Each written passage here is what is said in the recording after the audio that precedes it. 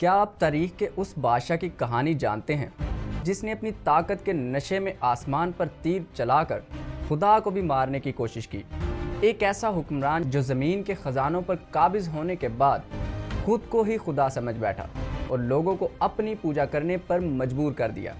یہ کہانی ہے نمرود کی، جس کا عروج جتنا شاندار تھا اس کا زوال اتنا ہی عبرتناک تھا۔ یہ صرف ایک بادشاہ کے تکبر کی داستان نہیں، بلکہ حق اور باطل کی اس ازلی کشمکش کا قصہ ہے جو آج بھی ہمارے ارد گرد جاری ہے۔ آئیے آج اس کی زندگی کے سینمیٹک سفر میں چلتے ہیں، اس کے محلات کی شان و شوکت سے لے کر اس کے دماغ میں گھس جانے والے ایک غیر معمولی مچھر کی اذیت تک، اور دیکھتے ہیں کہ تکبر کا انجام کیا ہوتا ہے۔ تاریخ کے صفحات ان گنت بادشاہوں کے ناموں سے بھرے پڑے ہیں، کچھ اپنے انصاف کے لیے یاد رکھے جاتے ہیں تو کچھ اپنے ظلم کے لیے، لیکن چند ایسے نام ہیں جو محض حکمران نہیں بلکہ ایک نظریے، ایک سوچ کی علامت بن جاتے ہیں۔ نمرود ایسا ہی ایک نام ہے، ایک ایسا بادشاہ جس نے نہ صرف زمین پر اپنی حکمرانی قائم کی بلکہ آسمان کے خدا کو بھی چیلنج کر دیا۔ اس کا نام نمرود بن کنعان تھا اور اس کا تعلق حضرت نوح علیہ السلام کے بیٹے سام کی نسل سے تھا۔ روایات کے مطابق یہ دنیا کے ان 4 بادشاہوں میں سے ایک تھا جنہیں پوری روئے زمین پر حکومت ملی۔ ان میں سے 2 مومن تھے، حضرت سلیمان علیہ السلام اور حضرت ذوالقرنین، اور 2 کافر، نمرود اور بخت نصر۔ نمرود کا مرکز بابل کی قدیم اور پرشکوہ سرزمین تھی، ایک ایسا شہر جو اپنے معلق باغات، فلک بوس اور عمارتوں اور علم و فن کے لیے مشہور تھا۔ لیکن اسی شہر کی چمک چوند کے پیچھے ایک سیاہ حقیقت چھپی تھی۔ بعض مفسرین کا کہنا ہے کہ نمرود وہ پہلا شخص تھا جس نے اپنے سر پر شاہی تاج رکھنے کی رسم کو ایجاد کیا تھا اور خود کو محض بادشاہ نہیں بلکہ رب یعنی پالنے والا قرار دیا۔ اس کی رعایا پتھر اور لکڑی کے بے جان بتوں کو پوجتی تھی، اور ان سب بتوں کے اوپر سب سے بڑا خدا خود نمرود تھا۔ اس کی بادشاہ صرف تلوار کے زور پر نہیں تھی بلکہ اس نے لوگوں کی سوچ اور عقیدے پر بھی قبضہ کر رکھا تھا۔ اس نے ایک ایسا نظام بنایا جہاں زندگی کی ہر ضرورت، خاص طور پر خوراک، اس کی اجازت اور اس کی خدائی کو تسلیم کرنے سے مشروط تھی۔ جو اسے سجدہ کرتا تھا اسے اناج ملتا تھا، اور جو انکار کرتا تھا وہ بھوک سے تڑپنے کے لیے چھوڑ دیا جاتا تھا۔ یہ وہ دور تھا جب زمین اپنی تمام تر وسطوں کے باوجود ایک شخص کی مٹھی میں قید تھی۔ اس کے عالی شان محل قیمتی پتھروں سے تراشے ہوئے بتوں سے سجے تھے۔ اس کی فوجیں مشرق سے مغرب تک ناقابل شکست سمجھی جاتی تھی۔ بابل کی فصلیں اتنی بلند تھی کہ دشمن کا انہیں عبور کرنا ناممکن لگتا تھا۔ ہر طرف اسی کا نام تھا، ہر زبان پر اس کی حمد تھی۔ ایسا لگتا تھا کہ وقت رک گیا ہے اور نمرود کی خدائی ہمیشہ کے لیے قائم رہے گی، لیکن تقدیر کچھ اور ہی منصوبے بنا رہی تھی۔ اسی تاریکی کے دل سے ایک روشنی پھوٹنے والی تھی، ایک ایسا ستارہ طلوع ہونے والا تھا جو اس جھوٹے خدا کے غرور کو خاک میں ملا دینے والا تھا۔ یہ حضرت ابراہیم علیہ السلام کی آمد کا زمانہ تھا۔ نمرود کا اقتدار سورج کی طرح طلوع ہوا تھا۔ اس نے اپنی ذہانت، بہادری اور بے رحمی کے بل پر چھوٹی چھوٹی ریاستوں کو فتح کیا اور انہیں اپنی عظیم سلطنت میں شامل کرتا چلا گیا۔ اس کی فتوحات کی کہانیاں دور دور تک مشہور تھیں۔ وہ ایک ماہر شکاری اور ایک بے مثل جنگجو تھا، لیکن جیسے جیسے اس کی طاقت بڑھتی گئی اس کے دل میں تکبر کا بیج بھی پروان چڑھتا گیا۔ وہ بھول گیا کہ یہ طاقت، یہ سلطنت، یہ شان و شوکت کسی اور کی عطا کردہ ہے۔ وہ خود کو ہر چیز کا مرکز سمجھنے لگا۔ اس کے مشیر، وزیر اور درباری اس کے کانوں میں ہر روز یہی رس گھولتے تھے کہ وہی دنیا کا مالک ہے، وہی زندگی اور موت کا فیصلہ کرتا ہے۔ ایک دن اپنے بڑے دربار میں، جہاں بابل کے امیر ترین اور طاقتور ترین لوگ اس کے قدموں میں بیٹھے تھے، نمرود اپنی پوری شان و شوکت کے ساتھ تخت پر پرجمان تھا۔ اس نے ایک لمحے کے لیے حاضرین پر نظر دوڑائی۔ ان کی آنکھوں میں خوف اور عقیدت کا ملا جلا تاثر تھا۔ یہ دیکھ کر اس کا سینہ غرور سے مزید پھول گیا۔ اس نے بلند آواز میں اعلان کیا کہ اے لوگو، کیا تم جانتے ہو تمہارا رب کون ہے؟ مجمع پر ایک سناٹا چھا گیا۔ لوگ ایک دوسرے کا منہ تکنے لگے اور نمرود حقارت سے مسکرایا اور بولا، تمہارا رب میں ہوں، میں ہی ہوں جو تمہیں رزق دیتا ہوں، میں ہی ہوں جو جسے چاہے زندگی بخشتا ہوں اور جسے چاہے موت دے دیتا ہوں۔ جس کے بعد نمرود کا یہ کہنا تھا کہ آج سے تم سب کی عبادت کا مرکز یہ بے جان بت نہیں ہے بلکہ میں ہوں۔ یہ اعلان ایک گونج بن کر پورے بابل میں پھیل گیا۔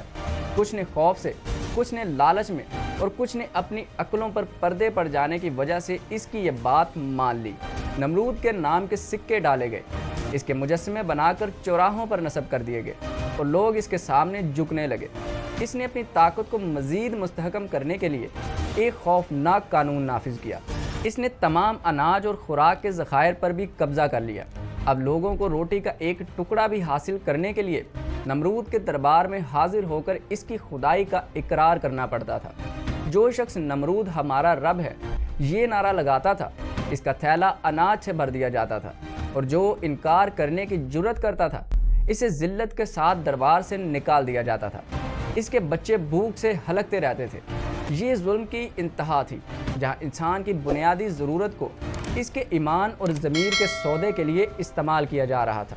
لیکن نمرود کا تکبر صرف زمین تک محدود نہیں رہا، اس کا جنون اسے آسمانوں کی طرف لے گیا۔ تاریخی روایات میں آتا ہے کہ اس نے خدا سے جنگ کرنے کا ارادہ کیا۔ ایک روایت کے مطابق اس نے ایک بلند و بالا مینار تعمیر کروانا شروع کیا، جسے مینار بابل کے نام سے جانا جاتا ہے، تاکہ وہ اس پر چڑھ کر آسمان تک پہنچ سکے اور دیکھ سکے کہ وہ کون ہے جسے ابراہیم اپنا خدا کہتے ہیں۔ یہ عمارت انسانی تکبر کی ایک خوفناک علامت تھی، جو بعد میں خدا کے حکم سے تباہ و برباد ہو گئی۔ ایک اور عجیب و غریب قصے میں، جو کہ ایک افسانوی روایت ہے، یہ ذکر ہے کہ اس نے 4 بڑے عقاب پکڑوائے اور انہیں کئی دنوں تک بھوکا رکھا گیا۔ پھر اس نے ایک بڑا سا صندوق بنوایا جس کے چاروں کونوں پر ان عقابوں کو باندھ دیا گیا۔ صندوق کے اوپر گوشت کے ٹکڑے لٹکا دیے گئے۔ بھوکے پرندے جب گوشت حاصل کرنے کے لیے اوپر کی طرف اڑتے تو صندوق بھی ان کے ساتھ ہوا میں بلند ہو جاتا۔ نمرود اس صندوق میں بیٹھ کر آسمان کی طرف روانہ ہوا۔ اس کا خیال تھا کہ وہ آسمان پر جا کر خدا کو شکست دے دے گا۔ جب وہ بہت بلندی پر پہنچا تو اس نے ایک تیر کمان میں جوڑا اور آسمان کی طرف چلا دیا۔ کہا جاتا ہے کہ خدا کی قدرت سے وہ تیر مچھلی کے خون میں لت پت ہو کر واپس گرا، اور نمرود یہ دیکھ کر خوشی سے چیخا کہ میں نے ابراہیم کے خدا کو مار ڈالا۔ یہ اس کی جہالت اور تکبر کی انتہا تھی، جہاں وہ اپنے ہی بنائے ہوئے فریب میں مبتلا ہو کر جشن منا رہا تھا۔ اسی دوران اس کی سلطنت میں ایک اور واقعہ رونما ہو رہا تھا، جو اس کے زوال کے پیش خیمہ ثابت ہوا۔ اس کے نجومیوں اور کاہنوں نے پیشن گوئی کی کہ اسی سرزمین پر ایک بچہ پیدا ہوگا جو اس کی سلطنت کے خاتمے کا سبب بنے گا۔ یہ سن کر نمرود خوف زدہ ہو گیا اور اپنی سلطنت میں حکم جاری کر دیا کہ اس سرزمین پر پیدا ہونے والے ہر لڑکے کو فوراً قتل کر دیا جائے۔ اس کے بعد سپاہی گھر گھر جا کے بچوں کو ان کی ماؤں کی گود سے چھین کر موت کے گھاٹ اتار دیتے۔ ہزاروں معصوم بچے اس ظالم بادشاہ کی خوف کی بھینٹ چڑھ گئے، لیکن وہ یہ نہیں جانتا تھا کہ جس بچے سے وہ ڈر رہا تھا وہ خدا کی حفاظت میں تھا۔ حضرت ابراہیم علیہ السلام کی ولادت ان تمام تر حفاظتی انتظامات کے باوجود خفیہ طور پر ایک غار میں ہوئی، اور وہیں وہ اپنی والدہ کی زیر نگرانی پرورش پانے لگے۔ نمرود اپنی طاقت کے نشے میں یہ سمجھ بیٹھا تھا کہ وہ تقدیر کو بھی بدل سکتا ہے، لیکن وہ اس حقیقت سے بے خبر تھا کہ انسانی تدبیریں خدائی منصوبوں کے آگے کوئی حیثیت نہیں رکھتی۔ جب حضرت ابراہیم علیہ السلام جوان ہوئے تو انہوں نے کھلے عام توحید کی دعوت دینا شروع کر دی۔ وہ لوگوں کو سمجھاتے تھے کہ یہ پتھر کے بت جنہیں وہ اپنے ہاتھوں سے تراشتے ہیں، نہ یہ سن سکتے ہیں اور نہ ہی یہ دیکھ سکتے ہیں، اور نہ ہی کسی کو نفع یا نقصان پہنچا سکتے ہیں۔ اصل عبادت کا حقدار وہ ایک خدا ہے جس نے زمین، آسمان اور تمام کائنات کو پیدا کیا۔ یہ دعوت نمرود کی خدائی کے لیے براہ راست ایک چیلنج تھی۔ اس کی سلطنت کی بنیاد ہی شرک اور بت پرستی پر قائم تھی، اور حضرت ابراہیم علیہ السلام اسی بنیاد پر ضرب لگا رہے تھے۔ بات بڑھتے بڑھتے نمرود کے دربار تک جا پہنچی۔ اسے بتایا گیا کہ ایک نوجوان جس کا نام ابراہیم ہے نہ صرف ان کے معبودوں کی توہین کرتا ہے بلکہ لوگوں کو آپ کے خلاف بھی بھڑکا رہا ہے۔ نمرود غصے سے آگ بگولا ہو گیا اور حکم دیا کہ ابراہیم کو فوراً اس کے دربار میں پیش کیا جائے۔ جب حضرت ابراہیم علیہ السلام دربار میں داخل ہوئے تو ان کے چہرے پر خوف کا کوئی شعبہ تک نہ تھا۔ ان کی آنکھوں میں ایک پروقار چمک اور دل میں ایمان کی طاقت موجود تھی۔ نمرود اپنے عظیم و شان تخت پر بیٹھا تھا اور اس کے ارد گرد اس کے درباری اور فوجی دستے کھڑے تھے۔ اس نے حضرت ابراہیم علیہ السلام کو سر سے لے کے پاؤں تک بڑے غور سے دیکھا اور حقارت سے پوچھا، کیا تم ہی وہ ابراہیم ہو जो हमारे खुदाओं को बुरा भला कहता है। हज़रत इब्राहीम अलैहिस्सलाम ने इसकी बात पर इसको ये जवाब दिया बगैर किसी झिझक के कि मैं सिर्फ सच कहता हूँ, ये बुत किसी काम के नहीं, इबादत के लायक सिर्फ अल्लाह है जो तमाम जहानों का रब है। ये सुनकर नमरूद ने एक मुकालमा शुरू किया, एक ऐसा मुनाजरा जिसका जिक्र कुरान मजीद में भी आया है। इसने कहा, तुम्हारा रब कौन है और इसकी ताकत क्या है? हज़रत इब्राहीम ने फरमाया, मेरा रब वो है जो जिंदगी देता है और मौत देता है। इसने तकब्बुर से कहा, ये काम तो मैं भी कर सकता हूँ। इसने फौरन अपने सिपाहियों को हुक्म दिया और जेल से 2 कैदियों को लाया गया जिनको सजाए मौत सुनाई जा चुकी थी। नमरूद ने एक कैदी की तरफ इशारा करके कहा कि इसे फौरन कत्ल कर दो और दूसरे की तरफ इशारा करके कहा कि इसे आज़ाद कर दिया जाए। फिर वो हज़रत इब्राहीम की तरफ मुड़कर बोला कि देखो, मैं भी ज़िंदगी देता हूँ और मौत भी देता हूँ। ये एक जाहलाना और अहमकाना दलील थी, लेकिन दरबार में मौजूद लोग जो अकल से आरी और बादशाह के खौफ में मुब्तला थे, इसकी बात पर वाह वाह करने लगे। हज़रत इब्राहीम ये समझ गए कि इस जाहिल के सामने मुंतकी गहरी बातें बेकार हैं। इन्होंने एक ऐसी दलील पेश की जिसने नमरूद को लाजवाब कर दिया। मेरा रब वो है जो सूरज को मशरिक से निकालता है, अगर तू खुदा है उसे मगरिब से निकाल कर देखा। ये सुनकर नमरूद के चेहरे पर हवाइयाँ उड़ने लगी। इसके पास इस दलील का कोई जवाब नहीं था। वो मबहूत और हैरान रह गया। इसकी ज़बान गंग हो गई और इसके चेहरे पर शिकस्त और ज़िल्लत के आसार नुमायाँ हो गए। भरे दरबार में इसकी झूठी खुदाई का पोल खुल चुका था। मुनाजरे में शिकस्त खाने के बाद नमरूद का गुस्सा और अना अपनी इंतहा को पहुँच गई। इसने अपनी नाकामी को ताकत के ज़रिए छुपाने का फ़ैसला किया। इसी दौरान एक और वाक़या पेश आया जिसने हज़रत इब्राहीम के ख़िलाफ़ आखिरी कदम उठाने पर इसको मजबूर कर दिया। शहर में एक बड़ा मेला लगा हुआ था और तमाम लोग जश्न मनाने के लिए शहर से बाहर गए हुए थे। हज़रत इब्राहीम ने इस मौके को गनीमत जाना। वो एक कुल्हाड़ा लेकर इसके बुत खाने में दाखिल हुए और तमाम छोटे बुतों को तोड़ फोड़ दिया। आखिर में इन्होंने कुल्हाड़ा सबसे बड़े बुत के कंधे पर रख दिया और वहाँ से चले गए। जब लोग मेले से वापस आए और अपने माबूदों का ये हाल देखा तो वहाँ कोहराम मच गया। सबको यकीन था कि यह काम सिर्फ इब्राहीम ही कर सकते हैं। इन्हें दोबारा नमरूद के दरबार में पेश किया गया। नमरूद ने इससे गरज के पूछा कि हमारे खुदाओं के साथ ये सलूक किसने किया, जिस पर हज़रत इब्राहीम ने बड़े इत्मीनान से जवाब दिया कि ये काम इस बड़े बुत ने किया होगा। कुल्हाड़ा इसी के पास है। अगर तुम्हें यकीन नहीं आता तो इसी से पूछ लो, अगर ये बोल सकते हैं तो। ये जवाब एक तंज का एक तीर था जो सीधा इनकी अकल पर लगा। वो सब शर्मिंदा होकर सर झुका गए और कहने लगे, तुम जानते हो कि ये बोलते नहीं हैं। जिस पर इब्राहीम ने फरमाया कि फिर तुम ऐसी चीज़ों की पूजा क्यों करते हो जो ना तुम्हें नफ़ा दे सकते हैं और ना ही नुकसान। अब नमरूद और इसकी कौम के पास कोई दलील बाकी नहीं थी। इनके पास सिर्फ वहशत और बर्बरियत का आखिरी हथियार था। इन्होंने मुतफ़क्का तौर पर फैसला किया कि इब्राहीम को ज़िंदा जला दिया जाए ताकि ये फितना हमेशा के लिए ख़त्म हो जाए और इनके झूठे खुदाओं की इज्जत दोबारा बहाल हो सके। ये कहानी का क्लाइमेक्स था। नमरूद के हुक्म पर कई दिनों तक कई हज़ार लकड़ियाँ जमा की गईं। एक बहुत बड़े मैदान में लकड़ियों का एक पहाड़ खड़ा कर दिया गया और जब इसमें आग लगाई गई तो इसके शोले आसमान से बातें करने लगे। आग की तपश इतनी शदीद थी कि कोई इसके करीब नहीं जा सकता था। अब सवाल ये पैदा हुआ कि इब्राहीम को आग में कैसे डाला जाए। बाज़ रवायात में आता है कि शैतान ने इंसानी रूप में आकर इसे मंजनीक, एक किस्म की गोपन बनाने का मशवरा दिया। जब हज़रत इब्राहीम अलैहिस्सलाम को इस आग के खौफनाक समुंदर में फेंका जाने लगा तो फरिश्तों ने बारगाह इलाही में अर्ज़ की कि तेरे खलील को आग में डाला जा रहा है। अल्लाह ताला ने फरमाया कि अगर मेरा खलील तुमसे मदद मांगे तो ज़रूर करना, वरना ये मेरा और मेरे बंदे का मामला है। जब आपको मंजनीक में रखा गया तो आपकी ज़ुबान पर सिर्फ ये अल्फाज थे, हस्बुनल्लाह निअमल वकील, हमारे लिए अल्लाह ही काफ़ी है और वही बेहतरीन कारसाज है। फिर इन्हें आग में फेंक दिया गया, लेकिन जैसे ही वो आग के करीब पहुँचे अल्लाह ताला ने आग को हुक्म दिया कि ए आग, इब्राहीम पर ठंडी और सलामती वाली हो जा। वो आग जो हर चीज़ को जलाकर राख कर देती थी, वो हज़रत इब्राहीम अलैहिस्सलाम के लिए एक गुलजार में तब्दील हो गई। नमरूद और इसकी पूरी कौम ने एक बुलंद जगह से यह मंजर देखा कि हज़रत इब्राहीम आग के शोलों के दरमियान इत्मीनान से टहल रहे हैं। ये एक खुला मौजज़ा था। इनकी झूठी खुदाई और ताकत के मुंह पर एक जनाटेदार तमाचा। اس معجزے کو دیکھ کر بھی نمرود کا تکبر اسے ایمان لانے سے روکے رہا، تاہم اس نے حضرت ابراہیم علیہ السلام کو آزاد کر دیا۔ آگ کا یہ معجزہ دیکھنے کے بعد بھی نمرود کا دل موم نہیں ہوا۔ اس کا تکبر اس کی عقل پر اس قدر حاوی ہو چکا تھا کہ اس نے اس عظیم نشانی کو جادو قرار دے کر رد کر دیا۔ اس نے حضرت ابراہیم علیہ السلام کو اپنی سلطنت سے نکل جانے کا حکم دیا، یہ سوچ کر کہ خطرہ ٹل جائے گا، لیکن وہ نہیں جانتا تھا کہ اصل خطرہ تو اب شروع ہونے والا تھا۔ کئی روایات میں آتا ہے کہ ایک فرشتہ انسانی شکل میں نمرود کے پاس آیا اور اسے آخری بار توحید کی دعوت دی اور کہا کہ اگر تم باز نہ آئے تو اللہ اپنی کمزور ترین مخلوق سے تمہیں ہلاک کر سکتا ہے۔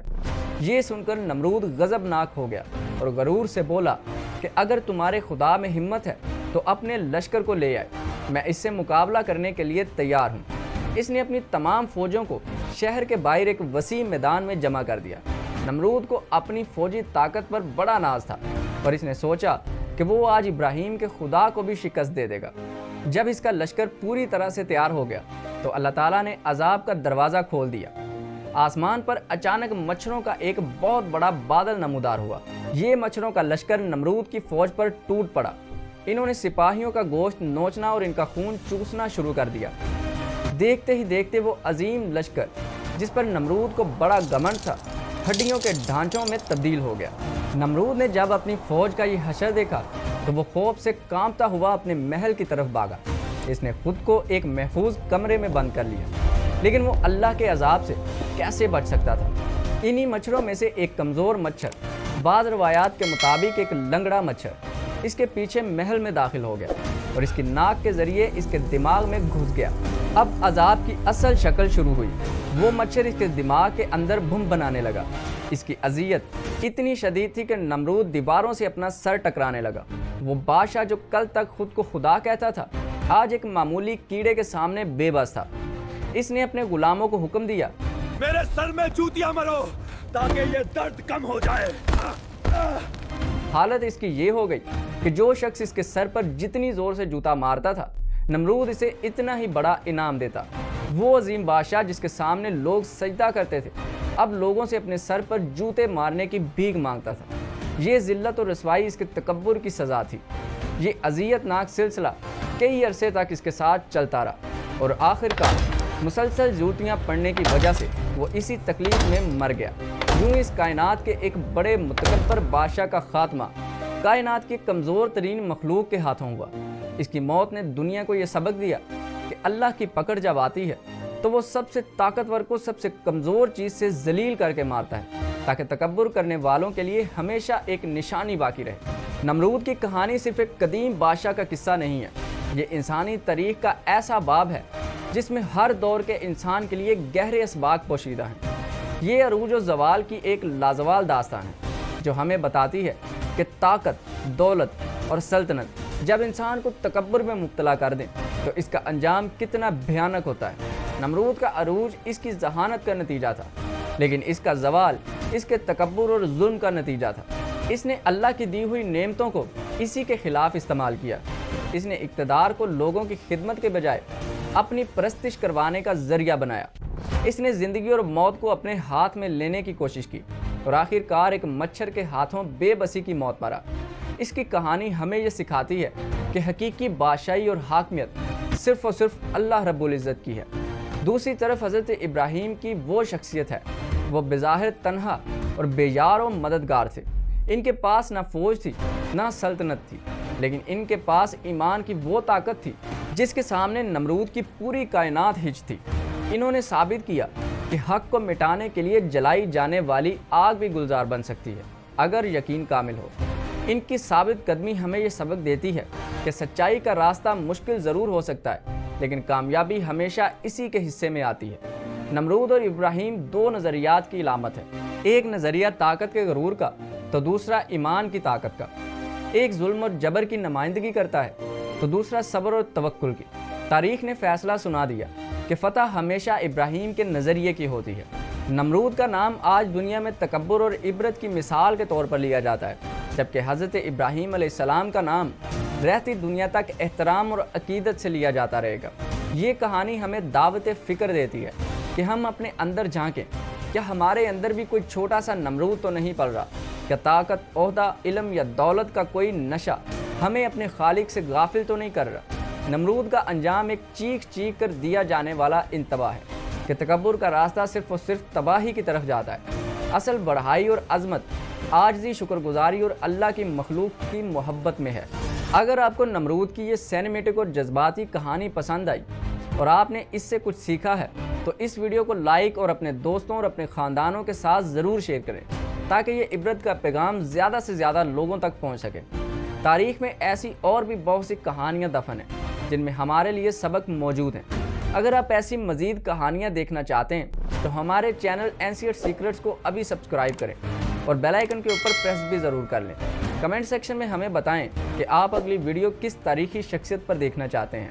آپ کی رائے ہمارے لیے بہت اہم ہے۔ ملتے ہیں ایک نئی ویڈیو میں، تب تک اپنا اور اپنے پیاروں کا اور اپنے ارد گرد کے لوگوں کا ڈھیر سارا خیال رکھیے۔ اللہ نگہبان۔